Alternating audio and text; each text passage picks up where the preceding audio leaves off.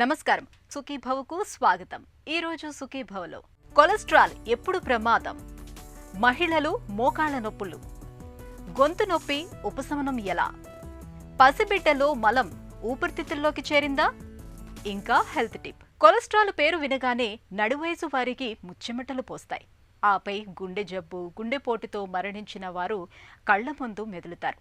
అయితే నిజానికి కొలెస్ట్రాల్ అనగానే భయపడాల్సిన పనిలేదు.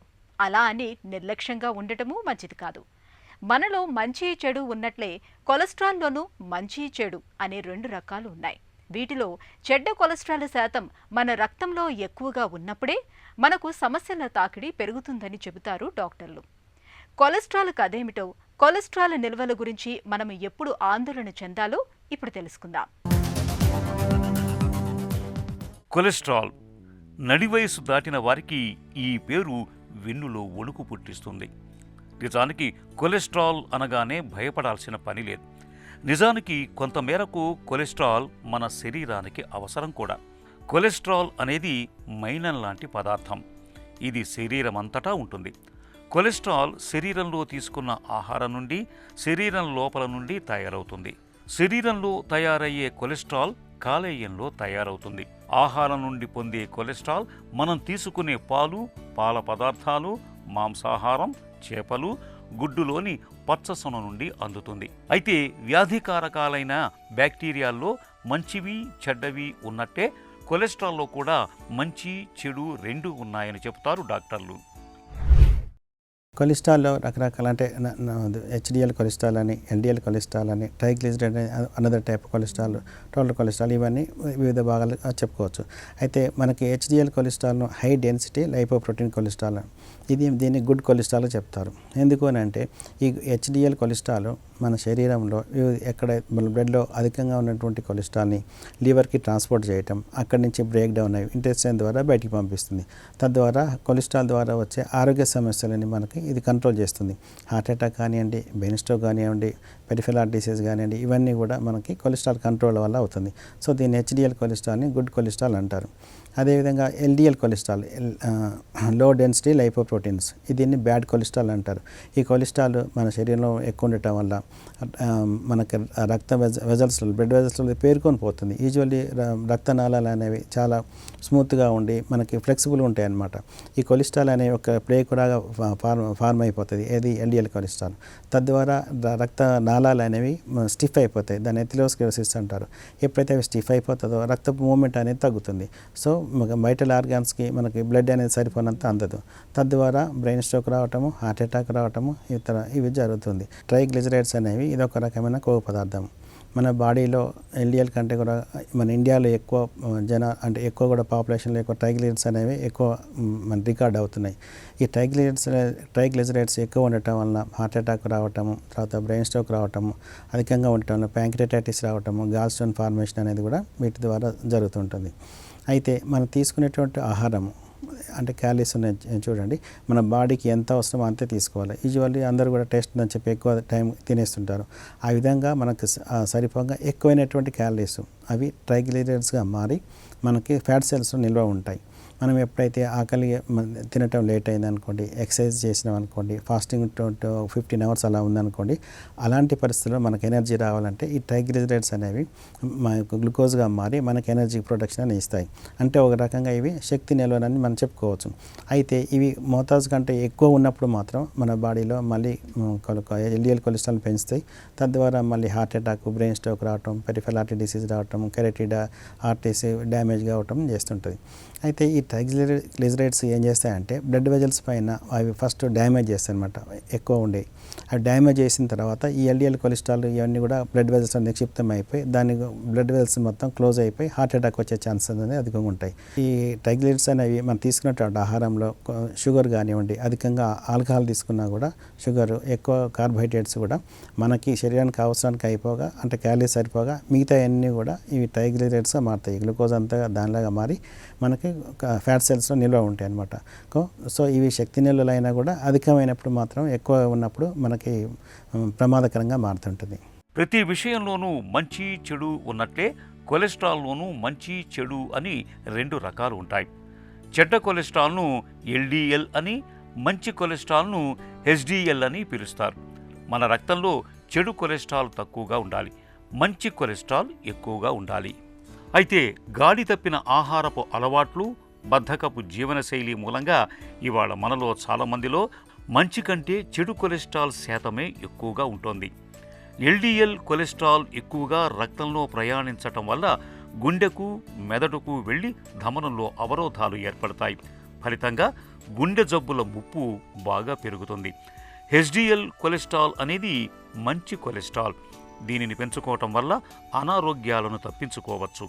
ఇది శరీరంలో ఉన్న చెడ్డ కొలెస్ట్రాల్ను తగ్గిస్తుంది. రక్తంలో కొలెస్ట్రాల్ శాతాన్ని తెలుసుకునేందుకు తరచూ లిపిడ్ ప్రొఫైల్ పరీక్షను చేయించుకుంటూ ఉండాలి. మన బాడీకి అవసరానికి కూడా కొలెస్ట్రాల్ చాలా అవసరం. అంటే బాడీలో కొన్ని ముఖ్యమైన పనులకి, సెక్స్ హార్మోన్స్ కానివ్వండి, విటమిన్ డి తయారీకి, సెల్ బాడీ తయారవుతానికి, బైల్ యాసిడ్ తయారైతానికి మన బాడీలో కొలెస్ట్రాల్ అవసరం. అయితే ఇది నార్మల్ లెవెల్ ఉన్నంత వరకు ఏం కాదు. కానీ లెవెల్స్ కనుక నార్మల్ కంటే ఎక్కువై ఇంకా అధికమైనప్పుడు మాత్రం మన బాడీకి డేంజర్గా చెప్పుకోవచ్చు. మనకు టోటల్ కొలెస్ట్రాల్ అనేవి 200 mg/dL కంటే ఎప్పుడు తక్కువనే ఉండాలి. అదేవిధంగా ఎల్డిఎల్ కొలెస్ట్రాల్ అనేది కూడా 100 mg/dL కంటే తక్కువ ఉండాలి.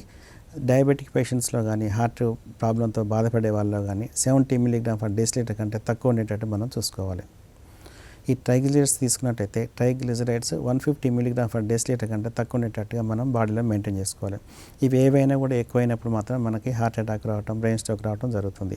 వీటన్నిటికీ విరుద్ధంగా HDL cholesterol, high density lipoprotein cholesterol, ఇది మనకి సేఫ్, అంటే గుడ్ కొలెస్ట్రాల్ కాబట్టి ఇవి ఎక్కువ ఉండేటట్టు చూసుకోవాలి. ఇవి 40 to 60 అంటే 60కి అబోవ్ ఉండేటట్టు చూసుకోవాలి. 40 to 60 మధ్యనప్పుడు కూడా మనకి రిస్క్ ఫ్యాక్టర్స్ ఎక్కువగా ఉంటుంది కాబట్టి మోర్ దాన్ 60 ఉండేటట్టు చూసుకోవాలి.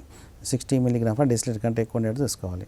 అదేవిధంగా తీసుకునే ఆహారంలో ఎక్కువ కూరగాయలు ఉండేటట్టుగా, పండ్లు ఉండేటట్టుగా, తర్వాత ఫైబర్ ఎక్కువ ఉండేటట్టు ఫుడ్ తీసుకోవటం వల్ల గుడ్ కొలెస్ట్రాల్ అనేది పెరుగుతుంది, మనకి బ్యాడ్ కొలెస్ట్రాల్ అనేది తగ్గుతుంది.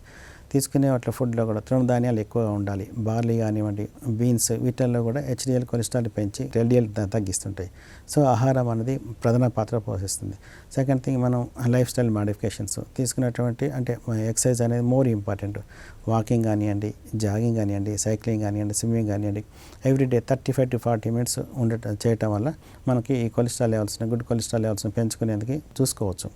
అదేవిధంగా ఆల్కహాల్ అనేది కూడా కంప్లీట్గా మన నియంత్రణలో ఉండాలి. ఆల్కహాల్ కనుక అధికంగా ఉన్నట్లయితే ట్రైగ్లిజరైడ్స్ పెరిగిపోవటం, తద్వారా మళ్ళీ మనకు హార్ట్ అటాక్ ఇవి రావటము, అంటే బ్రెయిన్ స్ట్రోక్ రావడం జరుగుతుంది. సో ఆల్కహాల్ నియంత్రణలో కంప్లీట్గా ఉంచుకోవాలి. పొగాకును కూడా కంప్లీట్గా బంద్ చేయాలి. స్మోకింగ్ కూడా కంప్లీట్గా అవాయిడ్ చేస్తుండాలి. తర్వాత రెగ్యులర్గా బాడీ వెయిట్ మెయింటెనెన్స్ అది మోర్ ఇంపార్టెంట్. బ్యాలెన్స్డ్ డైట్ తీసుకోవటం వల్ల కూడా గుడ్ కొలెస్ట్రాల్ పెంచేసుకొని బ్యాడ్ కొలెస్ట్రాల్ని తగ్గించుకోవచ్చు. స్ట్రెస్, మెడిటేషన్ ద్వారా కూడా మనకి గుడ్ కొలెస్ట్రాల్ పెంచి బ్యాడ్ కొలెస్ట్రాల్ని తగ్గించుకోవచ్చు. సో ఇవన్నీ ఆహారపు అలవాట్లు, తీసుకునేటువంటి ఫుడ్లో ఉన్నటువంటి సాచురేటెడ్ ఫ్యాట్స్ అనేవి తగ్గించుకోవడం ద్వారా మన ఆరోగ్యంగా మన గుడ్ కొలెస్ట్రాల్ లెవెల్ను ఉంచుకోవచ్చు. కొలెస్ట్రాల్ను అంచనా వేయటానికి లిపిడ్ ప్రొఫైల్ అనే రక్త పరీక్ష చేస్తారు. ఇందులో total cholesterol, HDL cholesterol, LDL cholesterol, triglycerides అనే 4 రకాల కొవ్వు పదార్థాలను అంచనా వేస్తారు. టోటల్ కొలెస్ట్రాల్, దీని విలువ 200 మిల్లీగ్రామ్ లేదా డెసిలీటర్కు మించి ఉండకూడదు. ఈ విలువ పెరిగే కొద్దీ గుండెకు ప్రమాదం పెరిగినట్లే. వీలైనంత వరకు ఈ విలువ 150 కంటే తక్కువగా ఉంచుకునే ప్రయత్నం చేయాలి. ఎల్డిఎల్ కొలెస్ట్రాల్, ఇది ఎంత తక్కువ ఉంటే అంత మంచిది. దీని విలువను 130 మిల్లీగ్రాములకు మించకుండా చూసుకోవాలి. ట్రైగ్లిజరైడ్స్, దీని విలువ 150 మిల్లీగ్రాములకు మించి ఉండకూడదు. ఈ విలువ పెరిగే కొద్దీ ప్రమాదం పెరుగుతుంది. హెచ్డిఎల్ కొలెస్ట్రాల్, మనం పెంచుకోవాల్సిన కొలెస్ట్రాల్ ఇదే. దీని విలువ ఎంత ఎక్కువ ఉంటే అంత మంచిది. సాధారణంగా 40 మిల్లీగ్రాముల నుంచి 100 మిల్లీలీటర్ల కంటే ఎక్కువ ఉండాలి. 30 సంవత్సరాల వయసు పైబడిన ప్రతి వ్యక్తి 5 ఏళ్లకోసారి లిపిడ్ ప్రొఫైల్ రక్త పరీక్షను చేయించుకొని కొలెస్ట్రాల్ పరిస్థితి అంచనా వేసుకోవటం మంచిది. మనకి కొలెస్ట్రాల్ తగ్గించేందుకు ఫస్ట్ ఆహార నియమాలు పాటించడం, తర్వాత లైఫ్ స్టైల్ మాడిఫికేషన్ చేయటం, ఆ తర్వాత మెడికేషన్స్ రావటం జరుగుతుంది. అయితే ఈ కొలెస్ట్రాల్ లెవెల్స్ అధికంగా ఉండే వాళ్ళల్లో, ఆల్రెడీ హార్ట్ డిసీజ్ సఫర్ అయ్యే వాళ్ళలో, డయాబెటిక్తో సఫర్ అయ్యే వాళ్ళలో మనకి స్టాటిన్స్ మందులు అనేవి తప్పకుండా యూజ్ చేయాల్సిన అవసరం ఉంటుంది. సో ఈ ఎల్డిఎల్ కొలెస్ట్రాల్ బ్యాడ్ కొలెస్ట్రాల్ కాబట్టి సాధారణంగా ఇది 100 మిలీగ్రామ్ పర్ డెసిలీటర్ కంటే తక్కువ ఉండేటట్టు చూసుకోవాలి. అదే డయాబెటిక్ పేషెంట్స్ కానివ్వండి, హార్ట్ డిసీజ్ ఉండే వాళ్ళకి కానివ్వండి 70 మిలీగ్రామ్ పర్ డెసిలీటర్ కంటే తక్కువ ఉండేటట్టు చూసుకోవాలి. ఇలాంటి పరిస్థితుల్లో మనం స్టాటిన్స్ అనేవి యూజ్ చేస్తుంటాం. అదేవిధంగా ట్రైగ్లిజరైడ్స్ కూడా మనకి more than 150 milligram per decilitre కంటే అధికంగా ఉన్నప్పుడు మనకి ఫీనోఫైబ్రేట్స్ అనేవి యూజ్ చేస్తుంటాం. ఇవి ట్రైగ్లిజరైడ్స్ అన్ని తగ్గిస్తుంటాయి అన్నమాట. ఇటువంటి పరిస్థితుల్లో మనకి స్టాటిన్స్ను ఫైబ్రేట్స్ని ఫీనోఫైబ్రేట్ వాటిని నియాసిన్ మెడిసిన్స్ వాడుతుంటాం. ఒమేగా-3 ఫ్యాటీ యాసిడ్స్ కూడా మనకి గుడ్ కొలెస్ట్రాల్ పెంచేందుకు వాడుతుంటాం. సో ఈ స్టాటిన్స్ అనేవి నైట్ టైం జరుగుతుంటుంది. ఈ స్టాటిన్స్లో హెచ్ఎంబి కోరిడక్టేజ్ అనే ఎంజైమ్ని ఇనిబిట్ చేయడం ద్వారా మనం యాక్చువల్గా ఇంతకుముందు చెప్పినట్టు మన కొలెస్ట్రాల్ రెండు సోర్స్ నుంచి వస్తుంది. ఒకటి మనం తీసుకునే ఆహారం నుంచి, రెండవది లివర్ నుంచి. సో ఈ స్టాటిన్స్ అనేవి లివర్ మీద ప్రభావం చూపించి లివర్ ద్వారా వచ్చే కొలెస్ట్రాల్ని రాకుండా చేసి మన కొలెస్ట్రాల్ లెవెల్స్ తక్కువ ఉంచుతాయి అనమాట. కాబట్టి స్టాటిన్స్ అనేవి మనం యూజ్ చేసుకొని ఎల్డిఎల్ కొలెస్ట్రాల్ని తగ్గించుకోవచ్చు. అదేవిధంగా ట్రైగ్లిజరైడ్స్ వాటికి మాత్రం ఫీనోఫైబ్రేట్ యూజ్ చేయడం వల్ల మనకి ట్రైగ్లిజరైడ్స్ని కూడా తగ్గించుకోవచ్చు. మన రక్తంలో చెడు కొలెస్ట్రాల్ తక్కువగాను, మంచి కొలెస్ట్రాల్ ఎక్కువగాను ఉండాలి. చెడు కొలెస్ట్రాల్ ఎక్కువగా ఉన్నప్పుడు కొంతకాలం పాటు స్టాటిన్ తరహా మందుల్ని వాడాల్సి ఉంటుంది. రక్తంలో కొలెస్ట్రాల్ శాతాల్ని అదుపులో ఉంచుకునేందుకు ముందు నుంచి ఆరోగ్యకరమైన జీవనశైలిని అనుసరించటం మేలు. సమతులాహారం, ముఖ్యంగా పీచు ఎక్కువగా ఉండే ఆహారాలు, పండ్లు, కూరగాయల్ని ఎక్కువగా తీసుకుంటూ ఉండాలి.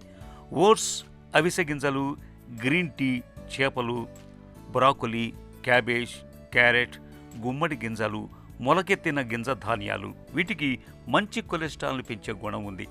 వీటిని తరచుగా తీసుకోవాలి. వంటల్లో ఆలివ్ నూనెను వాడుకోవటం చాలా మేలు. ఆలివ్ నూనెలో ఉండే యాంటీ ఆక్సిడెంట్ పోషకాలు మనలో మంచి కొలెస్ట్రాల్ పెరిగేందుకు తోడ్పడతాయి. నిత్యం కాసేపైనా వ్యాయామం చేయటాన్ని అలవాటు చేసుకోవాలి. ఈ జాగ్రత్తలు రక్తంలో కొలెస్ట్రాల్ని చక్కగా అదుపులో ఉంచుతాయి. మోకాళ్ళ నొప్పులు అనేవి ఇవాళ మనలో చాలా మందికి ఒక పెద్ద సమస్య. కాసేపు కూర్చోలేం, కొద్ది దూరం నడవలేం, పైకి లేవాలంటే కష్టం, కింద కూర్చోవటం మరీ కష్టం. పోటెత్తే ఈ మోకాళ్ళ నొప్పుల మూలంగా మలి వయసులో చాలా మంది బాగా ఇబ్బంది పడుతూ ఉంటారు. ముఖ్యంగా మోకాళ్ళ నొప్పులు అనేవి మహిళల్ని బాగా ఇబ్బంది పెట్టేస్తూ ఉంటాయి. అధిక బరువు, మోకీళ్లలో గుజ్జు తగ్గిపోవటం, వయసుతో పాటు కీళ్లు అరిగిపోవటం వల్లే మోకాళ్ళ నొప్పులకు కారణమని చెబుతారు డాక్టర్లు. మహిళల్ని వేధించే మోకాళ్ళ నొప్పులకు పరిష్కార మార్గాల గురించి ఇప్పుడు తెలుసుకుందాం. మహిళలలో బ్రాడ్ పెల్విస్ అంటాం. ఆ పెల్విస్ బ్రాడ్గా ఉండడం వల్ల అలైన్మెంట్ అనేది మోకాళ్ళ దగ్గరికి వచ్చేవరకు మారుతుంది. సో పురుషులకి కొంచెం పెల్విస్ స్ట్రైట్గా ఉండి వెయిట్ బేరింగ్ అంతా మోకాళ్ళ నుండి స్ట్రైట్గా వెళ్ళడానికి అవకాశం ఉంటుంది. ఈ క్యూ యాంగిల్ అనేది మోకాళ్ళ దగ్గర మహిళల్లో ఎక్కువగా ఉండడం వల్ల డిఫార్మిటీ అనేది కొంచెం ఎక్కువ అవడం వల్ల స్ట్రెస్ ఎక్కువగా పడి అరుగుదల తొందరగా తక్కువ వయసులో రావడానికి అవకాశం ఎక్కువగా ఉంటుంది. హార్మోనల్ చేంజెస్, పోస్ట్ మెనోపాజల్ తర్వాత వాళ్ళకు హార్మోనల్ ఇంబ్యాలెన్స్ వల్ల మహిళల్లో మోకాళ్ళ అరుగుదల కానీ బోన్ స్ట్రెంగ్త్ తక్కువగా ఉండడానికి అవకాశం ఎక్కువగా ఉంటుంది. ఈ అరుగుదలని మ్యాక్సిమం ఫస్ట్ మా దగ్గరికి పేషెంట్ వచ్చినప్పుడు మ్యాక్సిమం ఎలా కంట్రోల్ చేయాలి, నొప్పి ఎలా తగ్గించాలి అండ్ నీ రీప్లేస్మెంట్ని ఎంతవరకు పోస్ట్పోన్ చేయడానికి అవకాశం ఉంటుంది అనేది ప్రయత్నిస్తాం. అంటే ఇది యంగ్ ఏజ్లో ఉన్న వాళ్ళకి 45-50 సంవత్సరాల్లో ఉన్నప్పుడు మా దగ్గరికి వస్తే కనుక మ్యాక్సిమం మెడిసిన్స్ కానీ ఎక్సర్సైజెస్ వీటితోనే నొప్పి తగ్గడానికి కంట్రోల్ చేయడానికి ప్రయత్నిస్తాం. మెడికేషన్స్ అంటే మోకాల్లో గుజ్జు పట్టడానికి కొన్ని ట్యాబ్లెట్స్ ఉంటాయి. నొప్పి ట్యాబ్లెట్ ఎప్పుడో ఒకసారి వాడటము, రెగ్యులర్ ఎక్సర్సైజెస్ చేయడము, వీటన్నిటి ద్వారా పెయిన్ తగ్గించడానికి మ్యాక్సిమం ట్రై చేస్తాం. ఎప్పుడైతే 4th స్టేజ్లో జాయింట్ ఆర్థరైటిస్ వెళ్ళింది అంటే కనుక ఆ స్టేజ్లో మనకి ఏంటంటే నొప్పి ఏ మెడిసిన్స్ వాడినా కానీ ఇంజెక్షన్స్ వల్ల కానీ తగ్గడానికి అవకాశం ఉండదు. అప్పుడు పేషెంట్స్ ఎలా ఉంటారు, కొద్ది దూరం కూడా నడవడానికి ఇబ్బంది ఎక్కువగా ఉంటుంది. ఒక 1/2 కిలోమీటర్ నడవడానికి కానీ, ఒక అరగంట నడవడానికి కానీ ఇబ్బంది ఎక్కువగా ఉంటుంది. డైలీ యాక్టివిటీస్ చేయడంలో చాలా ఇబ్బంది పడుతూ ఉంటారు. కూర్చొని లేవడానికి కూడా ఇబ్బంది పడుతుంటారు.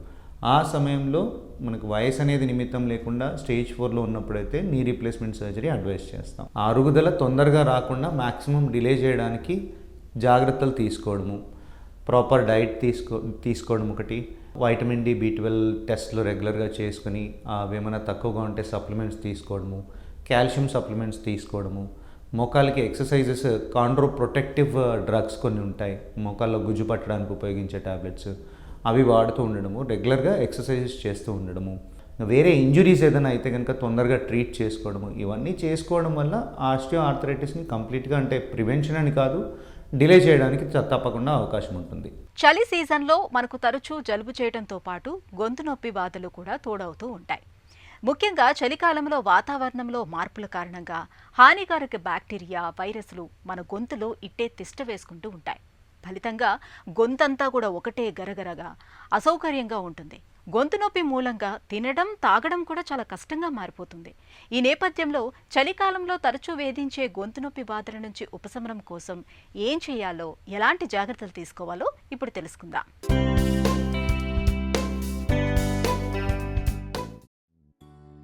చలికాలంలో వణికించే చల్లగాలి మూలంగా తరచూ జలుబు చేయటం మనలో చాలామందికి అనుభవమే.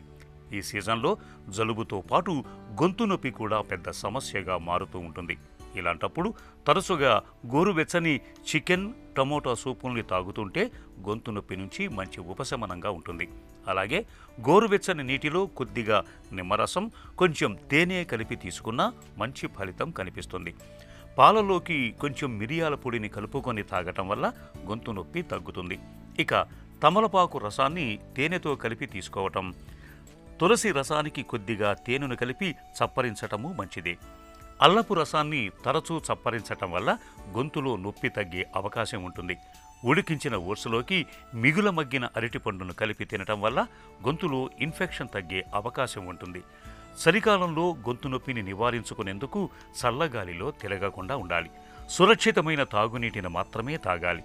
కాచి చల్లార్చి వడపోసిన నీటిని తాగటం మరీ మంచిది. చల్లటి పానీయాలను, ఐస్ క్రీములను, బేకరీ ఆహారాలను బాగా తగ్గించాలి. కారం, మసాలా, పులుపు వస్తువులను మితంగా తీసుకోవాలి. ప్రతిరోజు ఉదయం, సాయంత్రం వేడినీళ్ల ఆవిరిని పట్టుకోవటాన్ని ఒక అలవాటుగా మార్చుకోవాలి. బెటాడిన్ ద్రావణంతో తరచూ నోటిని పుక్కిలిస్తూ ఉండాలి. ఈ జాగ్రత్తలు చలికాలంలో గొంతు నొప్పిని చాలా వరకు నివారిస్తాయి. అమ్మ కడుపులో ఉన్నప్పుడు పసిబిడ్డ ఉమ్మనీరు మింగటం సహజమే. అయితే ఉమ్మనీటిని మింగినట్లుగానే కొన్నిసార్లు మలాన్ని కూడా మింగేస్తూ ఉంటారు. గర్భాశయంలో ఉన్నప్పుడు ఉమ్మనీటి నుంచి బిడ్డ పేగుల్లో ద్రవాల నుంచి, పేగుల పైపుర నుంచి లవణాలు, ఆమ్లాలు ఇవన్నీ కలిసి మలంగా పోగుపడుతూ ఉంటాయి. బిడ్డ ఈ మలాన్ని మింగినప్పుడు అది ఊపిరితిత్తుల్లోకి చేరుతూ ఉంటుంది. ఇలాంటి పరిస్థితుల్లో కాన్పు జరిగినప్పుడు పసిబిడ్డకు శ్వాస కష్టాలు ఎదురవుతూ ఉంటాయి. మెకోనియం ఆస్పిరేషన్గా పిలిచే ఈ సమస్య గురించిన పూర్తి వివరాల్ని డాక్టర్ని అడిగి ఇప్పుడు తెలుసుకుందాం. మెకోనియం ఆస్పిరేషన్ అంటే ఏంటి? సో మెకోనియం అనేది ఏంటంటే ఇది ఎక్కువగా నెలలు నిండిన పిల్లలకి, నెలలు నిండిపోయిన పిల్లలకి, ఆర్ కడుపులో ఉన్నప్పుడు ఊపిరి అందలేని పిల్లలకి వచ్చే సమస్య. ఈ మెకోనియం అంటే ఏంటంటే మడ్డి అండి, అదే ముర్రి అంటాం చూసారా. ఇది కడుపులో ఉన్నప్పుడు మన బైల్, ప్యాంక్రియాస్ సెక్రిషన్స్, బిడ్డ తాలూకా హెయిర్, బిడ్డ తాలూకా సెక్రిషన్స్, యామ్నియోటిక్ ఫ్లూయిడ్ ఇవన్నీ కలిపి కడుపులో మనకి కలెక్ట్ అవుతూ ఉంటాయి. ఇది 10 వారాల నుంచి కలెక్ట్ అవుతూ ఉంటుంది, కానీ బిడ్డ మాత్రము కడుపులో ఉన్నప్పుడు ముర్రి పాస్ చేయదు. సో ముర్రి ఎప్పుడు పాస్ చేస్తుందంటే బిడ్డ కడుపులో ఉన్నప్పుడే ఆక్సిజన్ సరిగ్గా అందకపోయినా, దాని కార్డ్, అంబ్లికల్ కార్డ్ కంప్రెషన్కి వెళ్ళి బిడ్డకి సరిగ్గా ఆక్సిజన్ అందకపోయినా, లేదంటే తల్లికి ఏదైనా ప్రాబ్లం వచ్చి, సపోజ్ హార్ట్ ప్రాబ్లం ఉంది, తల్లికే హార్ట్ ఫెయిల్యూర్ వెళ్ళిపోయింది, సో దాని ద్వారా బిడ్డకి సరిగ్గా ఆక్సిజన్ అందకపోయినా, సో బిడ్డ చాలా సైజు పెద్దదైపోయి డెలివరీ డేట్ కూడా దాటిపోయింది, అప్పుడు కూడా ఆక్సిజన్ అందకపోయినా, సో ఇలాంటి కండిషన్స్లో బేబీకి ఎటువంటి టైంలో అయినా హైపాక్సియా అనే కండిషన్ వచ్చినప్పుడు లోపల ఆటోమేటిక్గా యానల్ స్పింక్టర్, ఈ ముర్రె రిలీజ్ అయిపోతుంది. సో ఈ యామ్నియోటిక్ ఫ్లూయిడ్లో ముర్రె రిలీజ్ అయిపోయి బిడ్డ ఆక్సిజన్ అందక గ్యాస్ అటెంప్ట్స్ చేస్తుంది కడుపులో ఉన్నప్పుడు కానీ డెలివరీ ప్రాసెస్లో కానీ. ఇలా ప్రాసెస్ చేస్తున్నప్పుడు ఈ ముర్రె మింగే అవకాశం ఊపిరితిత్తుల్లోకి వెళ్ళి ఊపిరితిత్తులను డ్యామేజ్ చేసే అవకాశం ఎక్కువగా ఉంటుంది. ఇది మనము ఫీటల్ హార్ట్ రేట్ మానిటరింగ్ అనే టైంలో మనము కడుపుతో డెలివరీ ప్రాసెస్లో ఉన్నప్పుడు ఫీటల్ హార్ట్ రేట్ అనేది మనం చూస్తూ ఉంటాం బిడ్డకి. అప్పుడు హార్ట్ రేట్ ఎప్పుడైతే ఫీటల్ బ్రాడికార్డియా తగ్గిపోయిందో ఖచ్చితంగా అది మనకి ఇండికేషన్ అనమాట, బిడ్డ కడుపులోనే ముర్రె వెళ్ళిందని. అండ్ ఇంకొక థింగ్, మనం పీవీ చేస్తున్నప్పుడు యామ్నియోటిక్ ఫ్లూయిడ్ అనే రంగు మారిపోతుంది. ఆ రంగు గ్రీన్ కలర్లో అయిపోతుంది. గ్రీన్ కలర్లో అయిపోయింది అంటే కడుపులో ఉన్నప్పుడే బిడ్డ ముర్రె పాస్ చేసిందని అర్థం. మెకోనియం ఆస్పిరేషన్కు కారణాలేంటి? హైపాక్సియా, ఆక్సిజన్ లెవెల్స్ అందకపోవడము, కార్డ్ కంప్రెషన్, కడుపులో ఉన్నప్పుడే అంబిలికల్ కార్డ్ ఏదైనా మనకి కంప్రెస్ అయిపోవడము, బిడ్డకి ఆక్సిజన్ అందకపోవడము, లేకపోతే బొడ్డు పేగు మెల్లో చుట్టుకొని టైట్గా అయిపోయి ఆక్సిజన్ అందకపోవడము, ఆర్ డెలివరీ ఎక్కువసేపు నొప్పులు ఇచ్చి తల్లి ప్రసవం సులువుగా అవ్వకపోవడము, ఆర్ తల్లికి బీపీ ఎక్కువగా ఉండి బిడ్డ కడుపులో సరిగ్గా ఎదగకపోవడము. సో ఎదగకపోయే ప్రాసెస్లో చివరికి వచ్చేటప్పటికి ఇంకా మాయ నుంచి రక్తం బిడ్డకి అందదు. సో ఈ ప్రాసెస్లో కూడా మనకి మికోనియం పాస్ చేసే అవకాశం చాలా ఎక్కువగా ఉంటుంది. మెకోనియం ఆస్పిరేషన్తో ఎలాంటి సమస్యలు ఉంటాయి? ఈ మికోనియం అనేది ఒక కెమికల్ సబ్స్టెన్స్. అది కడుపులో వరకే యాక్సెప్టబుల్, ఊపిరితిత్తుల్లోకి అది యాక్సెప్టబుల్ కాదు. సో దీంట్లో ఉన్న పార్టికులేట్ మెటీరియల్స్ ఏదైతే హెయిర్, ఈ పార్టికులేట్ మెటీరియల్స్ ఉన్నాయో అవి లోపడున్న ఊపిరితిత్తుల గొట్టాలని అడ్డుకుంటుంది. అది ఇంకా లోపలికి వెళ్ళి కెమికల్ న్యూమోనైటిస్ అనేది కాజ్ చేస్తుంది. ఫారెన్ బాడీ ఎప్పుడు కూడా అది మన బాడీ యాక్సెప్ట్ చేయదు. సో కెమికల్ న్యూమోనైటిస్ అనేది కాజ్ చేసి, అదే కాకుండా ఈ జిగురు పదార్థం అనేది మనం ఇందాక నుంచి అనుకుంటున్నాం కదా సర్ఫాక్టెంట్, దాన్ని కూడా అది మొత్తం హరించేస్తుంది. సో దీనివల్ల బేబీకి న్యూమోథొరాక్స్ వచ్చే ఛాన్సెస్ ఉంటాయి, ఇన్ఫెక్షన్స్ వచ్చే ఛాన్సెస్ ఉంటాయి, ఊపిరితిత్తులు మొత్తం డ్యామేజ్ అయ్యి ఊపిరి తీసుకునే సమస్య కూడా చాలా ఎక్కువగా ఉంటుంది. దీన్ని కూడా మికోనియం తాగిన శాతం బట్టి మైల్డ్, మోడరేట్, సివియర్ కింద మనము కేటగరైజ్ చేసుకొని దాన్ని బట్టి మనం ట్రీట్మెంట్ చేస్తూ ఉంటాం. మెకోనియం ఆస్పిరేషన్ను ఎలా నిర్ధారిస్తారు? ఫస్ట్ ఆఫ్ ఆల్ హిస్టరీ అండి. డెలివరీ ప్రాసెస్లో మనకి ఉమ్మనీరు రంగు మారిపోయింది అంటే మికోనియం కడుపులోనే పాస్ చేసిందని అర్థం.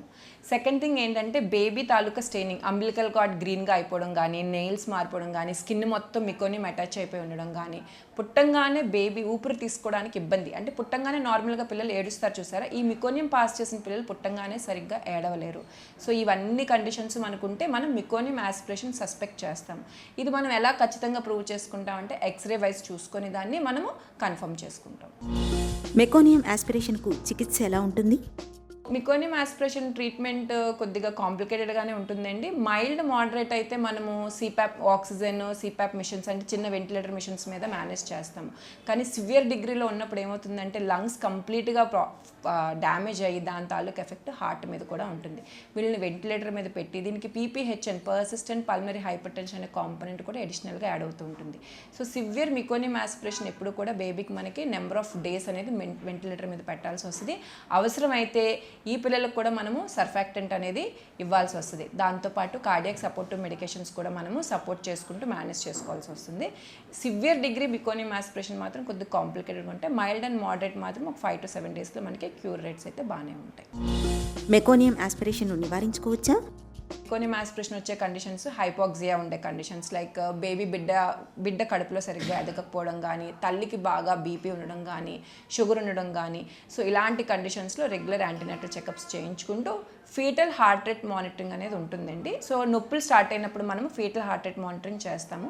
ఫీటల్ హార్ట్ రేట్ అనేది ఏమాత్రం వేరియబిలిటీ ఉన్నా ఇమ్మీడియట్గా ఇన్స్టిట్యూషనల్ డెలివరీస్, ఈ చెప్పే కండిషన్స్ అన్నీ కూడా neonatologist, gynaecologist and critical care ఉన్న హాస్పిటల్స్లో మనం డెలివరీకి వెళ్ళడం వల్ల ఏమవుతుందంటే ఇమ్మీడియట్గా మనకి తల్లికి బిడ్డకి కూడా ట్రీట్మెంట్ వచ్చి as early as possible timely intervention అనేది చాలా ఇంపార్టెంట్. సో టైమ్లీ మనం ఇవ్వాల్సిన ట్రీట్మెంట్ మనం ఇస్తే మనకి చాలా మంచి అవుట్కమ్స్ వస్తాయి. పసిబిడ్డలో మలం ఊపిరితిత్తులోకి చేరటం అనేది నిజానికి అత్యవసర పరిస్థితి. ఈ సమస్యను సాధ్యమైనంత త్వరగా గుర్తించడంతో పాటు అంతే త్వరగా చికిత్స మొదలుపెట్టి ఊపిరితిత్తుల్ని శుభ్రం చేయాల్సి ఉంటుంది.